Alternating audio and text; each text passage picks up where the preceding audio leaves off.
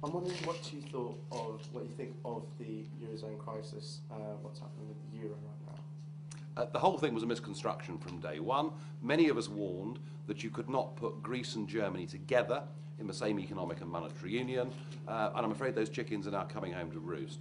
What is being done in the name of propping up the Eurozone is actually making things far worse. I think we might have to stop those.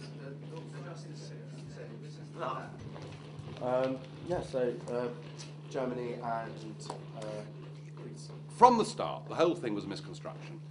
Never, ever could Greece and Germany work together in the same economic and monetary union. That was never going to happen.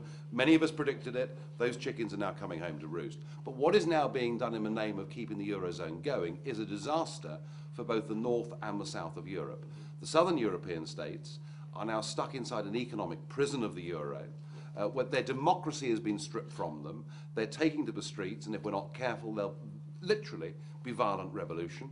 And in the north of Europe, who've got debt problems anyway, countries like France, by participating in this, are threatened with losing their AAA credit rating. This is not working for anybody.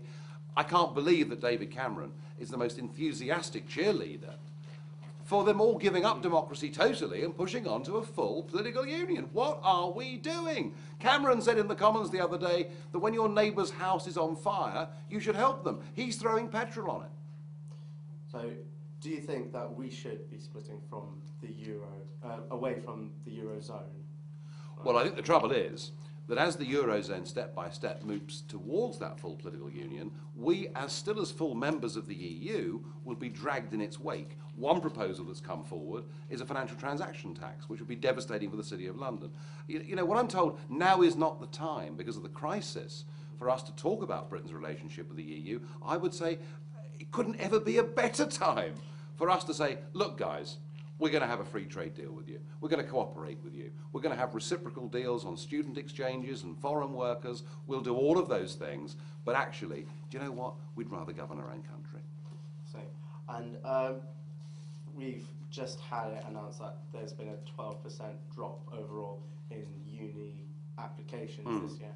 And were you opposed to the cuts and the imposed on the universities? Well, I have been opposed from the start to this crackpot target of 50% of youngsters that should go to university. You know, when I left school, it wasn't that long ago, it was 12%.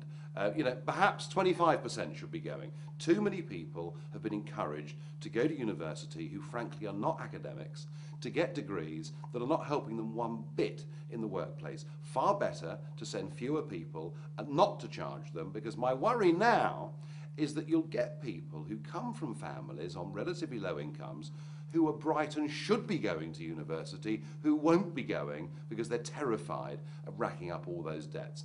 And, you know, I was lucky. I was one of the 7% that went to a private school in this country, so, you know, I was very fortunate. But we ought to remember that social mobility in Britain is lower now than it was 50 years ago.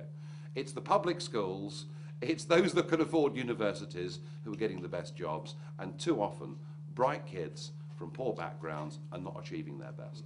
Do you think there should be like a bigger focus on more practical? Very much so. Things? It's a very odd thing in this country, but we sneer and we look down at people. Such as our apprenticeships. Well, exactly. You know, I mean, if in Germany, age 15 or 16, your son or daughter says, I want to become an interior designer, I want to become a carpenter, you say, fantastic, that's great. We say, oh no, you've got to go and get a degree.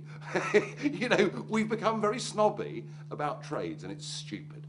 So you think we've gotten a bit too obsessed with degrees and just this bit of paper, which is leading to... As Maureen Lipman called them, ologies, you know, and yes, we have.